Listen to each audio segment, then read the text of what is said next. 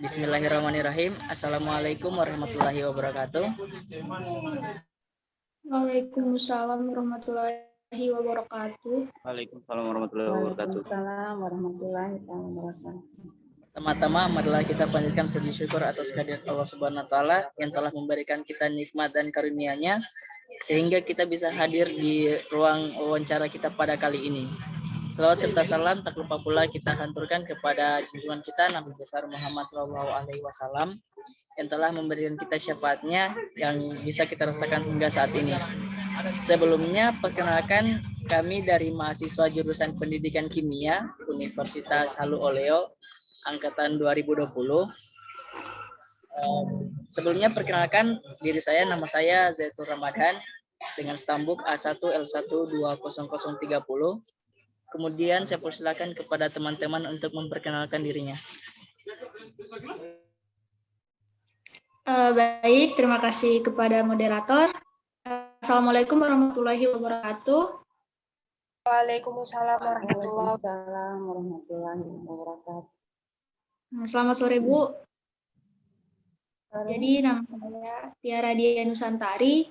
Saya juga dari jurusan Pendidikan Kimia. Saya di sini sebagai wakil ketua kelompok. Selanjutnya saya serahkan kembali kepada moderator.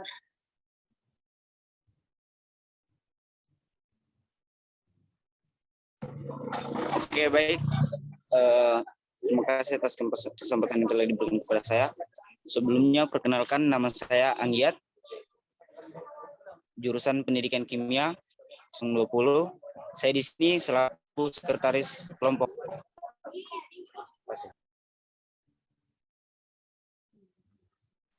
Kemudian perkenalkan, nama saya Zulaika Jafar dengan stambuk A1L1200069.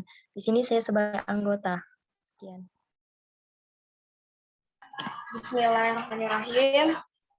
Perkenalkan, nama saya Ferawati Lasamana dengan stambuk A1L1200041. Saya kembalikan kepada moderator. Baik, terima kasih atas teman-teman yang sudah memperkenalkan dirinya. Sebelumnya pada wawancara kali ini kami sebagai pewawancara akan mengajukan minimal 2 pertanyaan kepada narasumber. Jadi adapun tema yang akan kita bahas hari ini yaitu pembelajaran di sekolah sebelum, sesaat, dan setelah pandemi COVID-19. Langsung saja, sebelumnya kita sudah tahu bahwa di dunia ini masih akan gempar-gemparnya masalah virus corona, di mana virus corona ini adalah kumpulan virus yang bisa menginfeksi saluran pernafasan. Infeksi virus corona ini pertama kali muncul di kota Wuhan, tepatnya di Cina, pada akhir Desember 2019. Virus ini menular dengan sangat cepat dan telah menyebar ke hampir semua negara, termasuk negara Indonesia. Hanya dalam waktu beberapa bulan. Kemudian berhubungan dengan hal tersebut, maka sudah tentu pemerintah mengeluarkan kebijakan salah satunya terkait dengan PSBB atau pembatasan sosial berskala besar. Dan hal ini juga tentunya berdampak pada sistem pendidikan kita di Indonesia. Seluruh sekolah di Indonesia tentunya pasti diliburkan dan membuat pelaksanaan kegiatan sekolah dilakukan di rumah masing-masing. Berkaitan dengan hal tersebut, maka pada diskusi kali ini kita akan membahas mengenai pembelajaran di sekolah pada sebelum dan sesaat pandemi COVID-19. Sebelum kita memulai wawancara, ada lebih baiknya kita kepada narasumber untuk terlebih dahulu memperkenalkan diri serta latar belakang profesinya, latar belakang pekerjaan, pendidikan tepatnya. Pada narasumber saya persilakan. Assalamualaikum warahmatullahi wabarakatuh. Waalaikumsalam warahmatullahi wabarakatuh. Perkenalkan, nama saya Hartina SPD. Saya adalah salah seorang guru pengajar dari SMA Negeri Faturaha yang kebetulan membawakan mata pelajaran kimia. Latar belakang pendidikan saya itu alumni Universitas Halu Oleo yang insya Allah sama juga yang akan menjadi alumni Universitas Halu Oleo ini semuanya. insya Allah nanti mungkin bukan mewakili dari tim pengajar di SMA Negeri 1 Raha, hanya insya Allah nanti saya akan memberikan informasi sedikit tentang bagaimana proses pembelajaran yang kami lakukan di SMA Negeri 1 Raha. Ya, demikian. Oke, baik. Sebelumnya kita sudah tahu bahwa Ibu Hartina adalah salah satu tim pengajar di SMA Negeri 1 Raha, tepatnya mengajar di salah satu mata pelajaran kimia. Jadi sebelumnya saya ingin bertanya, bagaimana efektivitas pembelajaran di SMA Negeri 1 Raha, baik sebelum dan sesaat pandemi COVID-19? Iya. Untuk proses atau sistem pembelajaran di SMA Negeri 1 Raha, kalau misalnya kita akan kelompokkan penjelasannya ya, mulai dari sebelum pandemi, saat pandemi, dan setelah pandemi, saya akan paparkan sedikit sebelum pandemi. Pada saat sebelum pandemi, itu proses pembelajaran di SMA Negeri 1 Raha itu dibawakan secara bervariasi. Untuk misalnya ada 3 kategori penilaian, ada penilaian kognitif, ada afektif, dan ada psikomotor. Ya, untuk penilaian kognitif atau pengetahuan, itu biasanya kita lakukan sistem pembelajaran bervariasi, mulai dari model pembelajaran metode ceramah, tanya jawab, kemudian diskusi, kadang juga siswa yang prosentase. Kemudian untuk penilaian psikomotor itu kegiatannya praktikum. Biasanya kami lakukan di laboratorium bersama-sama dengan siswa. Kemudian untuk penilaian afektif atau sikap daripada siswa itu kami bisa langsung memantau, kemudian nantinya akan menghubungkan antara capaian akademiknya dengan perlakuan daripada si siswa, baik itu bagaimana caranya dia menjalani proses pembelajaran, kemudian ketepatan waktu dalam mengumpulkan tugas, sikap jujur dan tanggung jawabnya juga kami bisa pantau secara langsung. Ya, berbeda halnya dengan pada saat pandemi. Ini terus terang saja kami kaum guru itu merasakan agak sedikit terkendala pada saat membawakan materi, ya, karena kami tidak bisa bertatapan langsung atau berhadapan langsung dengan siswa. Ya, mau tidak mau kami harus melakukan model pembelajaran secara online. Ya, kemudian ada beberapa kendala yang kami hadapi di lapangan. Itu yang pertama adalah tentang fasilitas yang dimiliki oleh siswa. Jadi tidak semua siswa itu memiliki fasilitas, misalnya HP. Ya, kemudian kalaupun mereka memiliki HP, terkendala lagi di jaringan. Ya, olehnya itu sistem pembelajaran secara online juga terbatas yang kami lakukan. Ya, tidak bisa sistem Zoom seperti yang kita lakukan saat ini. Kenapa? Karena jaringan di tiap lokasi yang ditempati oleh siswa itu beda-beda. Ada yang susah jaringan, ada yang bahkan sama sekali tidak ada jaringannya. Jadi kami itu biasanya berupa classroom, kami lakukan model pembelajaran lewat classroom. Ya, kemudian kami mengirimkan video pembelajaran ya, yang bisa menjelaskan secara rinci tentang materi yang harus kami ajarkan. Setelah itu baru diberikan tugas kepada siswa. Nah, tugas yang diberikan kepada siswa nantinya siswa akan mengirimkan kembali jawaban dari tugas yang mereka sudah selesaikan, dan kami memeriksanya dan membaginya kembali, mengirimkan atau mengembalikan kembali jawaban yang dikirimkan oleh siswa, sehingga siswa tahu yang mana yang masih kurang mereka pahami. Yaitu.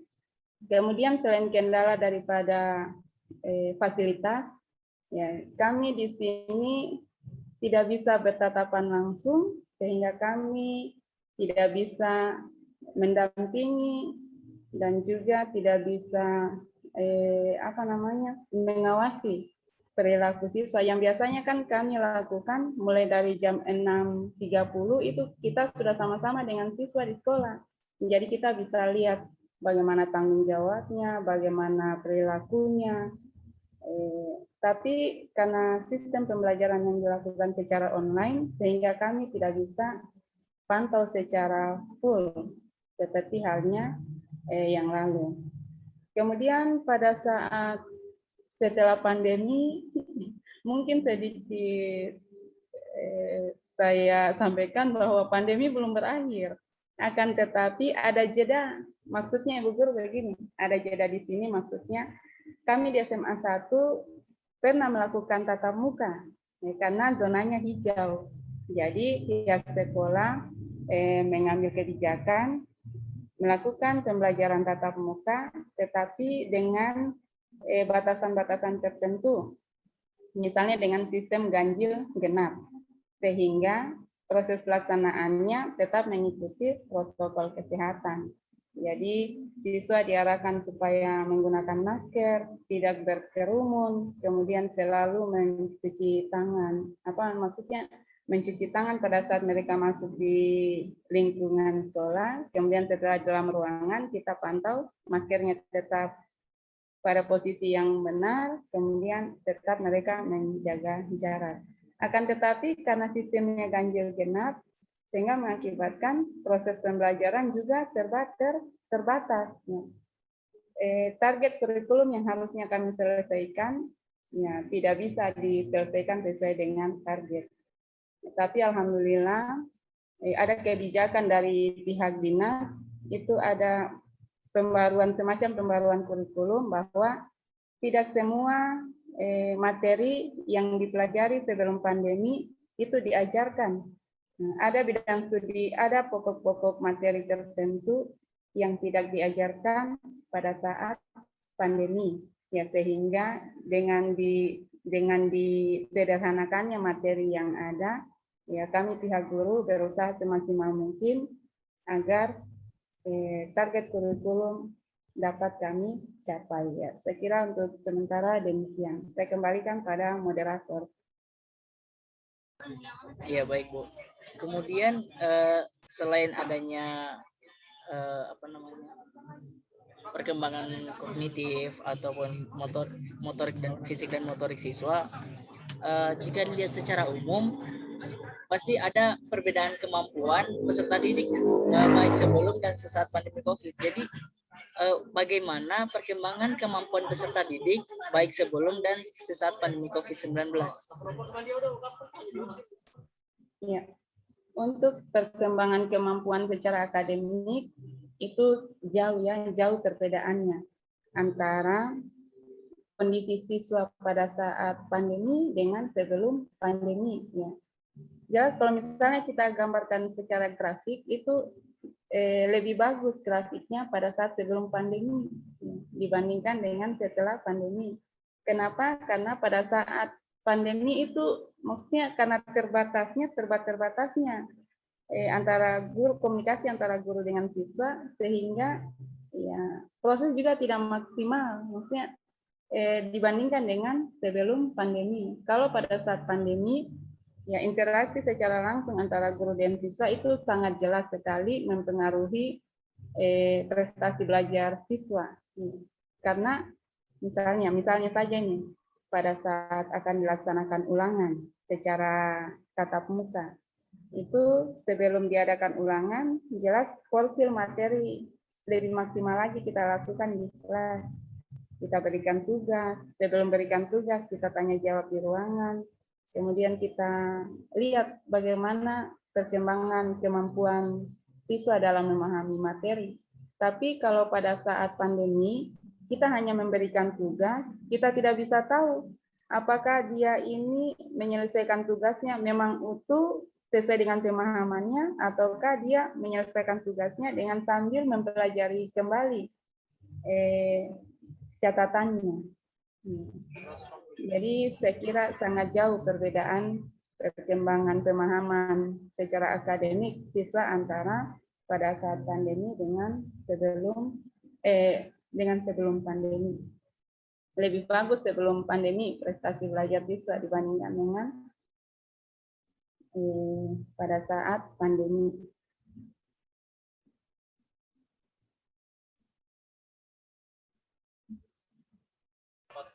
Ya, saya kembalikan kepada moderator. Oke, baik. Terima kasih atas jawaban yang telah Ibu berikan.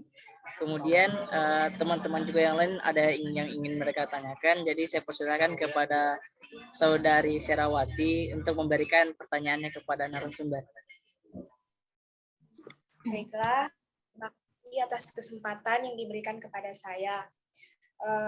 Sebelum saya memberikan beberapa pertanyaan kepada Ibu, seperti yang kita ketahui, Bu, bahwa pembelajaran e-learning atau daring itu kan menjadi teknologi pembelajaran yang relatif baru di Indonesia. Mengapa demikian? Karena pada dasarnya proses pembelajaran di sekolah merupakan alat kebijakan publik terbaik sebagai upaya peningkatan pengetahuan dan skill. Selain itu juga banyak siswa menganggap bahwa sekolah adalah kegiatan yang sangat menyenangkan. Mereka bisa berinteraksi satu sama lain. Sekolah juga secara keseluruhan kan merupakan media interaksi antar siswa dan guru, dan untuk meningkatkan skill dan juga rasa kasih sayang antar mereka. Pertanyaan saya, Bu, bagaimana caranya kita sebagai guru untuk menumbuhkan rasa kasih sayang antar siswa? Sedangkan kan kita tahu bahwa proses pembelajaran daring ini tidak mengizinkan kita untuk melakukan pertemuan langsung atau biasa disebut offline, Bu. Bagaimana pendapat Ibu? Terima kasih. Ya, terima kasih atas pertanyaan yang diberikan. Ya, terus terang saja, model pembelajaran daring itu adalah satu hal yang sangat menyedihkan bagi kami kaum guru. Kenapa?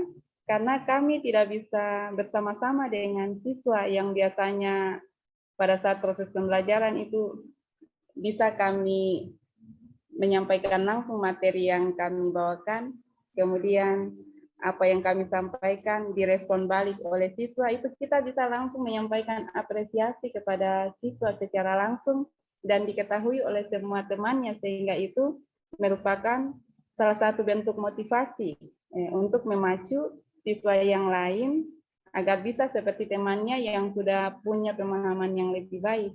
Tapi dengan adanya model pembelajaran daring, itu memang tetap apresiasi dari kami pihak guru tetap ada, tetapi sangat-sangat terbatas.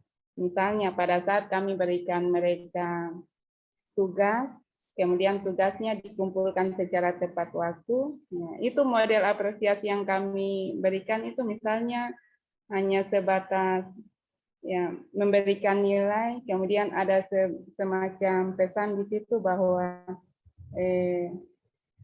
sudah baik pekerjaan yang diselesaikan, kemudian bisa lebih ditingkatkan lagi pemahaman kemampuannya. Intinya begini, bahwa model pembelajaran daring itu membatasi ruang gerak antara guru dengan siswa, yang biasanya siswa dan guru itu bisa bersama-sama di sekolah, kami bisa langsung memantau siswa kalau misalnya belum memahami materi, bisa kami rangkul, kami dekati supaya bisa lebih memahami materinya. Kemudian kalau misalnya siswanya sudah paham, mendapatkan prestasi yang lebih dari temannya, itu bisa langsung diapresiasi di hadapan teman-temannya, dan itu adalah salah satu bentuk apresiasi dari guru yang sedang membawakan materi di kelas. Ya, saya kira untuk sementara seperti itu. Baik, Bu, terima kasih, Bu. Terus pertanyaan yang kedua itu seperti yang saya terangkan tadi, Bu, di atas, bahwa proses pembelajaran di sekolah kan kegiatan yang menyenangkan. Terus bagaimana caranya supaya proses pembelajaran daring ini sama dengan di sekolah, Bu? Sedangkan juga kita tahu bahwa tidak semua kemampuan guru itu sama, Bu. Dalam artian sini IT, Bu. Jadi bagaimana sih, Bu, cara mengatasi problem tersebut, Bu? Iya. Jadi salah satu kendala yang kami dapatkan di lapangan itu adanya keterbatasan fasilitas yang dimiliki oleh siswa. Jadi caranya kami ada penyampaian lewat grup kelasnya. Misalnya kami sampaikan bahwa bagi siswa yang tidak memiliki fasilitas IT, ya dapat menyelesaikan tugasnya secara manual di atas buku catatannya. Kemudian bisa lewat ketua kelasnya mengumpulkan tugasnya, dan ketua kelas langsung membawa ke guru bidang studi yang bersangkutan. Tujuannya adalah agar tidak terjadi kerumunan. Kalau misalnya kita arahkan misalnya nanti kumpul di sekolah misalnya, itu tidak menutup kemungkinan nanti akan terjadi kerumunan di sekolah karena jumlah siswa di SMA Negeri 1 Raha itu kurang lebih 1.000 siswanya. Jadi kalau misalnya disampaikan bahwa siswa yang tidak memiliki fasilitas IT bisa langsung mengumpulkan tugasnya di sekolah, itu tidak menutup kemungkinan akan terjadi kerumunan, dan berarti kita tidak dukung program pemerintah untuk berusaha memutus mata rantai virus COVID-19. Ya, saya kira seperti itu. Baik Bu, terima kasih Bu atas jawabannya. Saya kembalikan kepada moderator. Oke, baik. Terima kasih atas pertanyaan yang diberikan oleh Saudari Vera kepada narasumber. Kemudian saya persilakan kepada Saudari Tiara untuk memberikan pertanyaan kepada narasumber. Baik, terima kasih kepada moderator yang telah mempersilakan saya untuk bertanya. Baik Bu, langsung saja saya ingin bertanya. Jadi kan tadi Ibu sudah jelaskan kendala siswa itu salah satunya adalah fasilitas dan kuota. Begini Bu, jadi kan pemerintah itu sudah memberikan kuota gratis ya, begitu. Apakah kuota gratis dari pemerintah ini tepat sasaran untuk siswa-siswa yang ada di SMA Negeri 1 Raha, Bu? Ya, terima kasih atas pertanyaannya. Jadi selain keterbatasan tidak memiliki HP atau fasilitas yang sejenisnya, jadi meskipun misalnya ada bantuan pulsa, misalnya ada bantuan paket dari pemerintah, tapi kalau misalnya siswanya tidak memiliki fasilitas itu, katakan pada saat dia menyetorkan nomor HP ke pihak guru, kemudian dia mendapatkan bantuan, tapi misalnya di daerahnya atau tempat tinggalnya itu jaringannya susah, jadi tidak tepat. Kemudian kalaupun misalnya sudah diberikan bantuan pulsa, tapi kadang-kadang siswa kan beda-beda tipikal siswa, ada yang serius belajarnya, ada yang setengah-setengah serius, ya, ada juga yang sama sekali tidak peduli. Ya, kalau yang tidak peduli berarti paket yang dia dapatkan itu jelasnya arahnya bukan untuk kepentingan sekolahnya, tidak, tapi dia gunakan untuk hal-hal yang mungkin bisa menghibur dirinya karena memang sudah jenuh dengan kondisi saat ini. Karena belajar di rumah secara monoton itu jelas akan membuat siswa menjadi jenuh. Berbeda halnya dengan mereka belajar secara bersama-sama di kelas. Ya, kalau misalnya mereka belajar di sekolah, ya selain belajar, mereka juga bisa berinteraksi dengan teman-teman yang lain sehingga mereka tidak terlalu terbebani, tidak menjadikan mereka stres karena saat berinteraksi dengan temannya, ya bisa menimbulkan perasaan nyaman dan senang sehingga menjauhkan mereka dari stres tadi. Jadi kalau menurut saya bukan bilang tidak tepat sasaran, tapi sepertinya kurang tepat sasarannya. Tergantung dari siswa yang menerima, karena saya yakin bahwa pemerintah memiliki ide seperti itu sebetulnya bagus ya, untuk kebaikannya siswa, dia membantu, harapannya semua digunakan untuk keperluan sekolah. Tapi lagi-lagi kembali ke individu siswanya. Itu tadi ada 3 kategori, ada yang fokus untuk sekolah, ada yang setengah fokus, setengahnya juga mau hibur-hibur saja supaya senang, ada juga yang sama sekali tidak peduli dengan sekolahnya. Jadi sebenarnya bantuan yang diberikan oleh pemerintah itu kalau misalnya memang betul-betul digunakan secara baik, menjadi tepat sasaran. Ya, tapi karena salah digunakan, ya, saya juga tidak bilang tepat sasaran, tapi semuanya dikembalikan pada yang menerima bantuan tadi. Ya, saya kembalikan. Jadi kurang tepat sasarannya Bu ya. Begini Bu, seperti yang Ibu katakan tadi, bahwa proses pembelajaran daring itu ruang antara guru dan siswa itu kan terbatas Bu. Nah, biasanya itu pada saat proses pembelajaran daring itu ada siswa yang memang tidak sungguh-sungguh dalam belajar, misalkan tidur saat kelas atau makan atau baring-baring gitu Bu.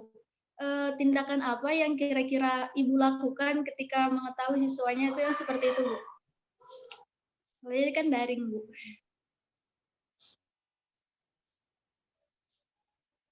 Gitu.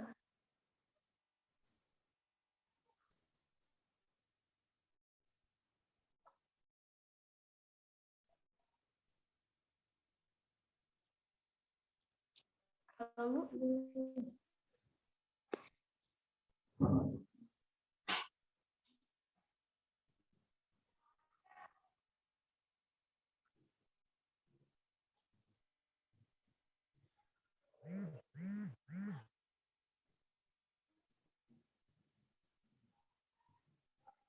Saudari Tiara Dian biasa bisa mengulangi pertanyaannya. ya jadi begini Bu, kan pada proses pembelajaran daring itu kan Bu, terlebih Bu menggunakan aplikasi seperti Classroom kan begitu, atau WhatsApp group Bu. Jadi begini, bagaimana tindakan Ibu ketika ada siswa yang pada saat kelas itu tidur atau makan begitu Bu, atau melakukan aktivitas-aktivitas lain di luar pembelajaran seperti itu kan Bu? Karena ini kan kalau via Classroom itu kan kita tidak bisa lihat, karena tadi seperti Ibu katakan ruang guru dan siswa itu terbatas. Nah, jika Ibu mengetahui ada siswa Ibu yang seperti itu, bagaimana tanggapan Ibu gitu? Ya, terima kasih atas pertanyaannya. Ya, lagi-lagi kita mengajar itu selain punya tanggung jawab untuk membawakan materi supaya materinya bisa selesai dan bisa dipahami oleh guru, ya kita juga harus bisa membentuk karakter siswanya. Jadi kalau tadi misalnya karakter siswanya kurang fokus, kurang menanggapi serius pada mata pelajaran yang bersangkutan, itu ada upaya-upaya khusus yang kami lakukan. Ya, kalau misalnya secara langsung mungkin bisa kita langsung dekati ke mejanya, tapi kalau misalnya via daring itu akan nampak. Misalnya kan kalau Classroom itu saya batasi waktunya, misalnya batas waktu pengumpulannya itu saya kasih waktu misalnya 120 menit ya, karena Ibu guru pikirkan juga jaringan. Tapi di situ pasti akan terlihat dengan sendirinya apakah dia serius atau tidak serius. Ya, kalau misalnya dia sudah kumpul tapi terlambat, pasti dia tidak fokus ini siswanya. Ya. Jadi kami di sini tidak boleh juga langsung maksudnya menyampaikan hal-hal yang bisa menghancurkan motivasinya siswa, karena jangan sampai dia justru semakin tidak mau belajar. Jadi mungkin kita kasih kelonggaran, misalnya kita sampaikan pesan khusus ke dia bahwa tugas yang diberikan telah diselesaikan, tetapi waktu yang diharapkan untuk mengumpulkan tugas tepat waktu itu sudah lewat, sehingga diharapkan pada tugas berikutnya bisa dikumpulkan secara tepat waktu. Kemudian tetap ada perbedaan nilai yang mengumpulkan tepat waktu dengan yang mengumpulkan sudah lewat waktunya. Ya, tujuannya adalah supaya siswa ya bisa lebih memotivasi dirinya. Kalau misalnya saya kumpulkan tugas itu tepat waktu, ya berarti nilainya jauh lebih baik jika dikumpulkan dengan waktunya yang sudah lewat. Ya, saya kira seperti itu. Oke, baik. Terima kasih Bu atas jawabannya. Jadi memang harus ada upaya ya untuk meningkatkan karakter siswa. Kurang lebih seperti itu. Jadi terima kasih Bu atas jawabannya. Saya kembalikan ke moderator. Oke, baik sekali dan seru sekali diskusi hari ini. Sebelumnya saya ingin menginfokan bahwa waktu Zoom-nya kita ini tersisa 2 menit. Dan masih ada lagi 2 pewawancara yang ingin mengajukan pertanyaannya. Jadi ketika Zoom-nya sudah habis, kita bisa join ulang lagi dan melanjutkan sesi wawancaranya. Oke, sesi wawancaranya kita lanjutkan. Jadi saya persilahkan kepada Saudari Zulaika untuk menyampaikan pertanyaannya kepada narasumber. Terima kasih atas kesempatan yang telah diberikan kepada saya. Saya lanjutkan pembahasan pertanyaan saya tadi, Bu. Seperti yang kita ketahui bahwa setiap siswa itu mempunyai tingkat kemampuan yang berbeda-beda. Mungkin tadi Ibu mengatakan bahwa ada yang sangat serius, ada yang bermalas-malasan, ada juga yang sama sekali tidak ada progres tentang pembelajaran yang dia lakukan, Bu. Nah, mungkin yang seperti yang saya rasakan juga sebagai siswa, yaitu kalau masalah perhitungan di kimia itu kan sangat kompleks, Bu. Jadi, saya rasa mungkin bukan karena siswanya yang hanya malas saja, tetapi mungkin karena mereka sangat kesulitan untuk memahami pembelajaran.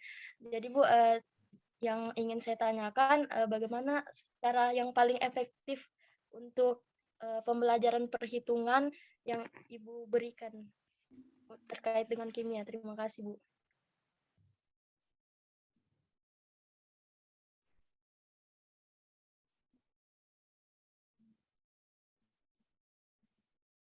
Ya. Terima kasih atas pertanyaannya.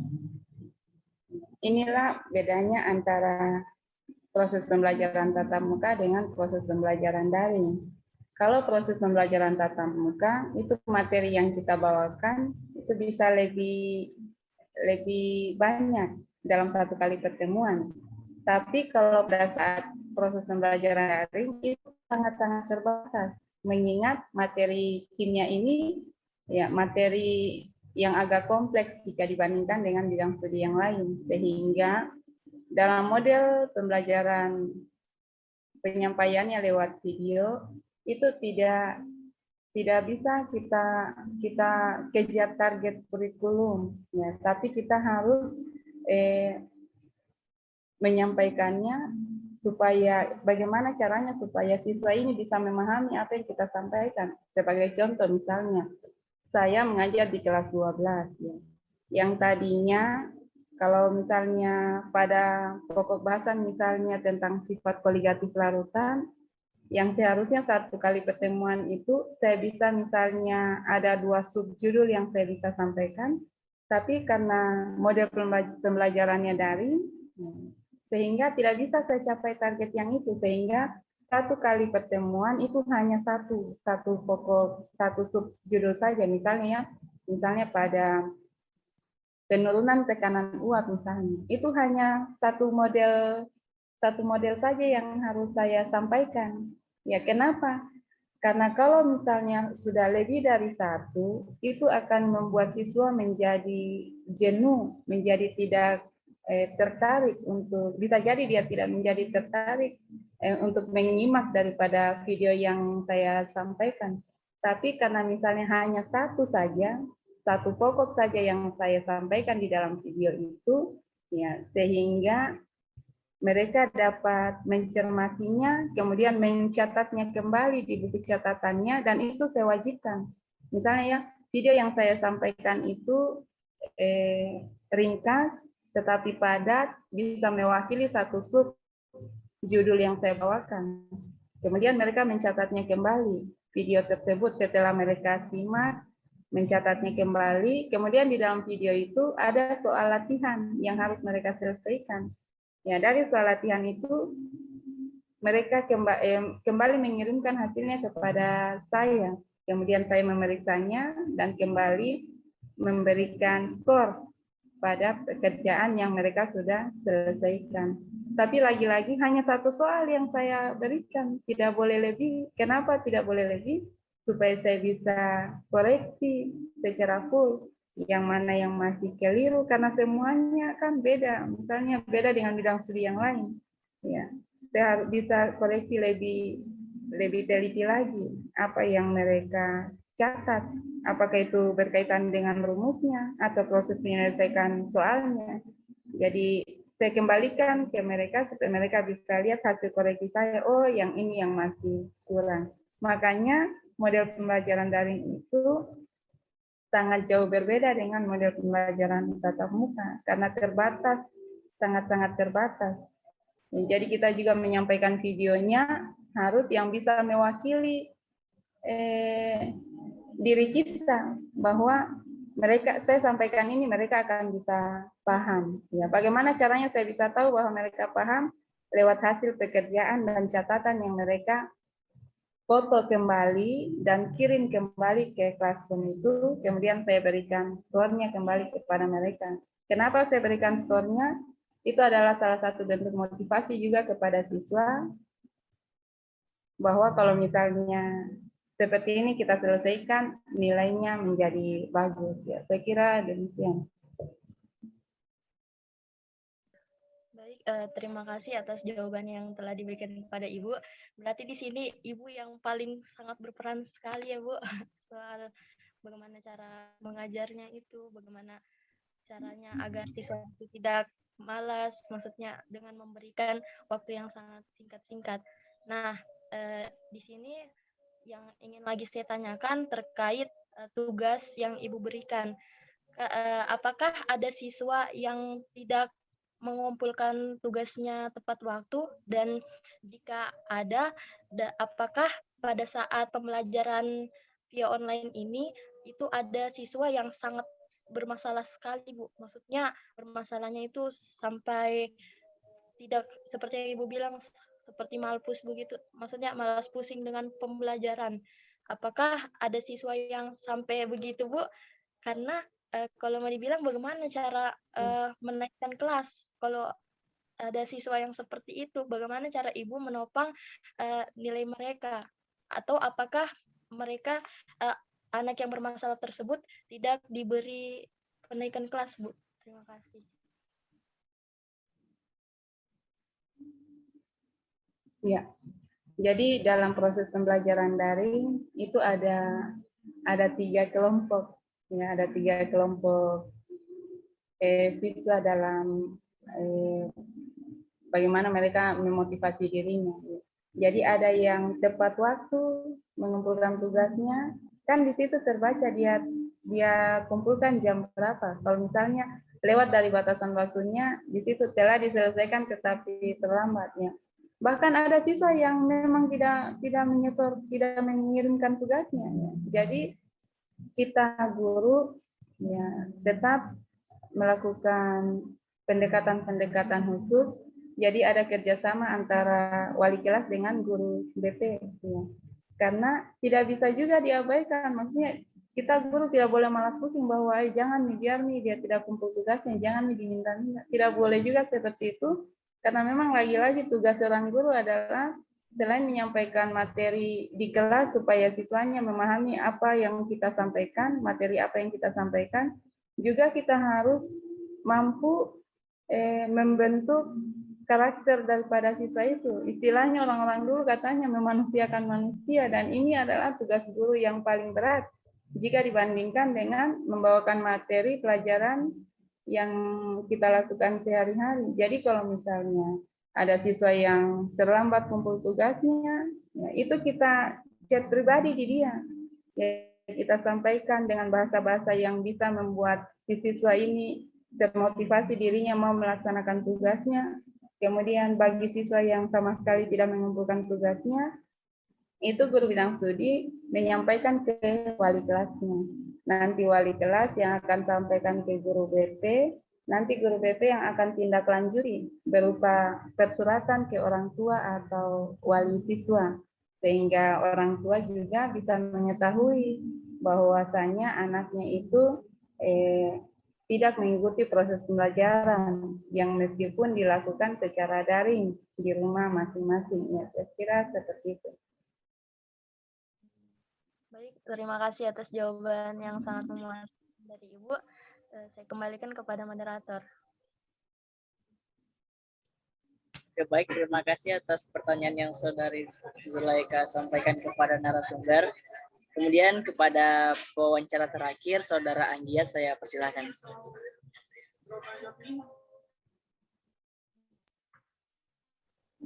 Bismillahirrahmanirrahim. Oke, baik. Terima kasih atas kesempatan yang telah diberi kepada saya untuk sedikit berbincang dan bertanya kepada seorang yang mulia. Di mana letak kemuliaan ini salah satunya terletak pada profesinya itu sendiri. Jadi begini Bu, sebelumnya kita kan telah mengetahui bahwa kasus COVID-19 ini belum saja berlalu, sehingga menjadikan proses pembelajaran di sekolah itu dilaksanakan secara daring atau via online dengan memanfaatkan teknologi yang terus saja berkembang. Namun dalam perkembangan teknologi ini tentunya terdapat dampak negatif dan juga dampak positifnya itu, Bu. Jadi yang itu apakah dalam proses pembelajaran secara daring ini dapat menimbulkan dampak negatif bagi siswa itu sendiri, Bu? Aduh, banyak sekali dampak negatifnya. Ya. Yang pertama, yang paling utama itu adalah perkembangan karakter siswa yang sangat luar biasa kurang baik, ya. Di mana mereka memanfaatkan waktunya untuk hal-hal yang tidak bermanfaat, baik itu untuk dirinya sendiri ataupun untuk orang lain.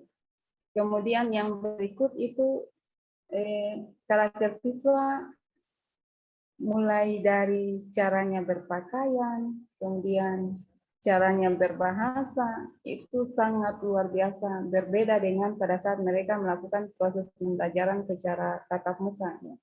Kenapa bisa seperti itu? Mau tidak mau ya, itu kita harus akui. Karena saya seorang guru, harus kita akui bahwa ternyata itu guru memiliki peran besar dalam pembentukan karakter generasi. Ya, terbukti kami di SMA 1 itu, pada saat awal-awal pandemi itu sama sekali tidak ada proses pembelajaran tatap muka. Kemudian sekitar kurang lebih hampir 1 tahun karena zona Kabupaten Muna hijau sehingga diperbolehkan untuk tatap muka. Itu sempat kami tatap muka 2 minggu.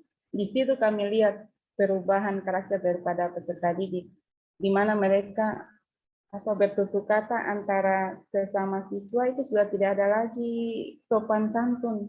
Maksudnya di orang-orang tertentu, tidak semua siswa, ada beberapa dari mereka. Kemudian cara berpakaian, kemudian rambutnya juga sudah tidak selayaknya sebagai seorang peserta didik. Bahkan, tapi mudah-mudahan bukan siswa kami sepertinya. Kami lihat itu di jalan saat kami menuju sekolah atau pulang dari sekolah, itu siswa sudah tidak segan-segan dengan rokoknya di jari. Iya. Karena memang sudah terbiasa selama hampir 1 tahun. Mereka tumbuh dan berkembang sesuai dengan maunya. Yang seharusnya didampingi oleh guru mulai dari jam 6.30 pagi sampai dengan jam 13.30. Ya, ini mereka apakah di rumahnya kurang dipantau orang tuanya, kita juga tidak tahu, wallahu alam, kami guru tidak tahu itu. Apakah mereka terpengaruh dengan informasi-informasi atau tayangan-tayangan dari media online sehingga mereka berkelakuan seperti itu kami tidak tahu. Yang intinya seperti ini, bahwa sistem pembelajaran daring itu ya, sudah menjadi sumber juga rusaknya karakter generasi muda, sangat-sangat berdampak negatif bagi perkembangan generasi muda. Saya kira seperti itu.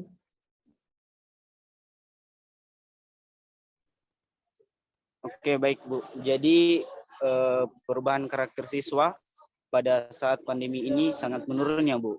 Iya.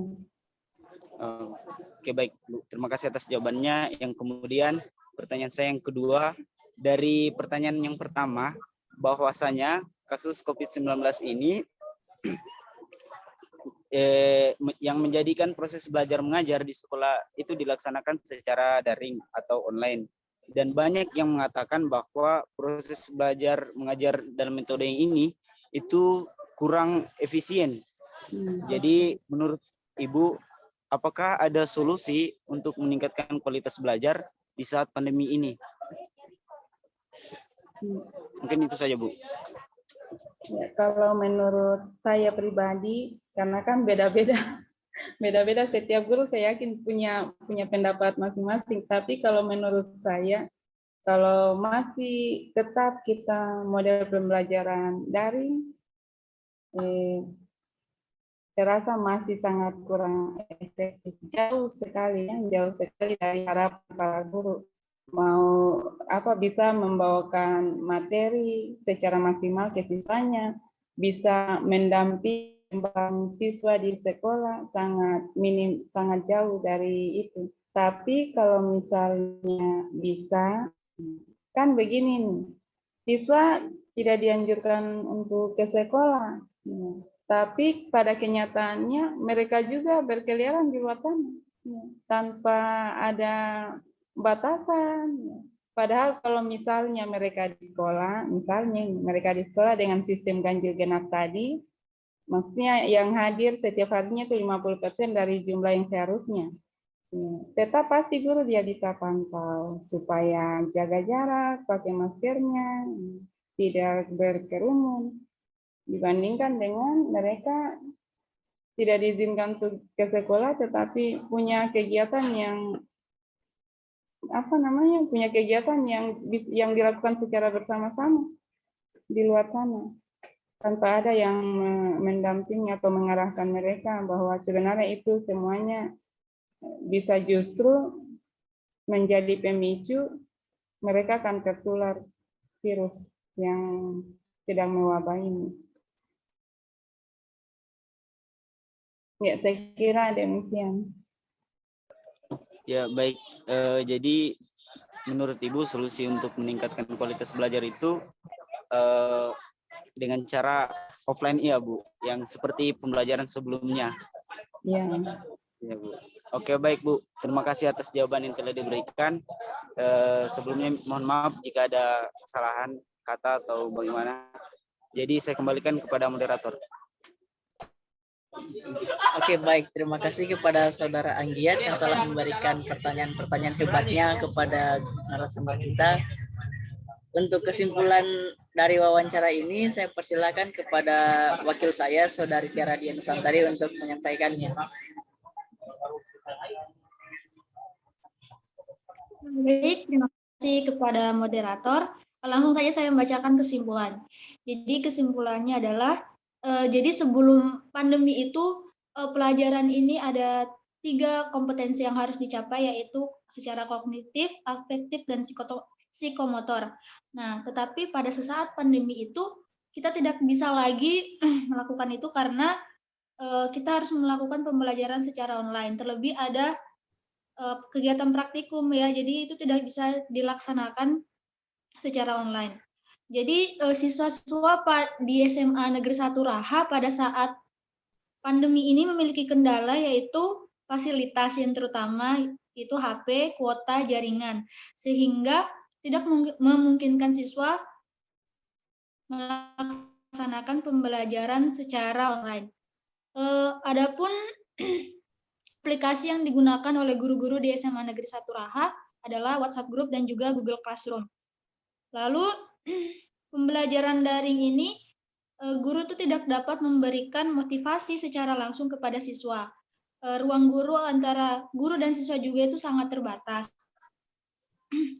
Terlebih bantuan kuota yang diberikan oleh pemerintah itu agak sedikit kurang tepat dikarenakan fasilitas yang dimiliki siswa ini belum memadai dan juga jaringan di sana itu masih belum merata begitu ya, Bu.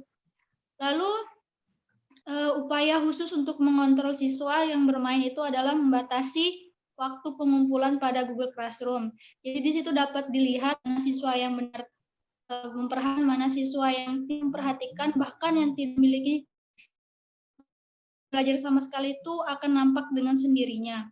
Lalu guru juga harus mampu membentuk karakter siswa. Di sini juga guru memberikan video pembelajaran agar siswa lebih memahami materi-materi perhitungan.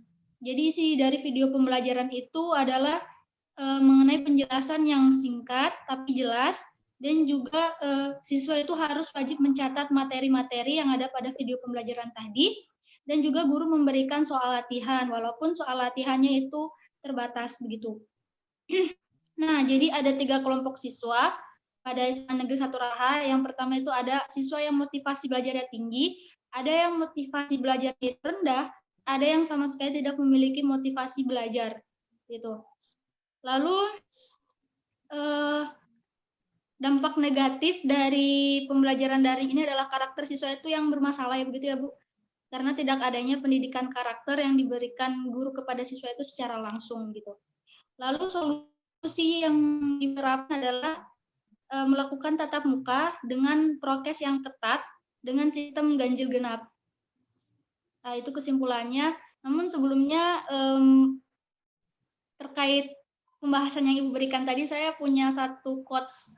Jadi tugas guru itu hanya sebatas mengajar atau memberikan materi. Tetapi tugas guru yang paling penting adalah dan yang paling berat itu adalah memanusiakan manusia. Terima kasih Ibu atas waktunya sampai menjelang saat ini, itu sangat bermanfaat bagi kami dan juga meningkatkan banyak kesadaran bagi kami, juga pembelajaran bagi kami. Mungkin itu saya kesimpulan yang dapat saya berikan. Saya kembalikan kepada moderator. Oke, baik. Itulah tadi kesimpulan dari sesi wawancara kita kali ini. Kami dari pihak pewawancara mahasiswa Pendidikan Kimia Universitas Halu Oleo, mohon maaf apabila ada kekurangan maupun kesalahan kata selama proses wawancara berlangsung. Jadi waktu juga sudah menunjukkan pukul 6 sore dan kita harus juga menunaikan kewajiban kita sebagai umat Islam. Jadi tanpa mengurangi rasa hormat, dan saya tutup wawancara kali ini dengan ucapan billahi taufiq wal hidayah. Assalamualaikum warahmatullahi wabarakatuh. Waalaikumsalam. Waalaikumsalam warahmatullahi wabarakatuh. Terima kasih banyak buat atas waktunya. Terima kasih Bu. Oke.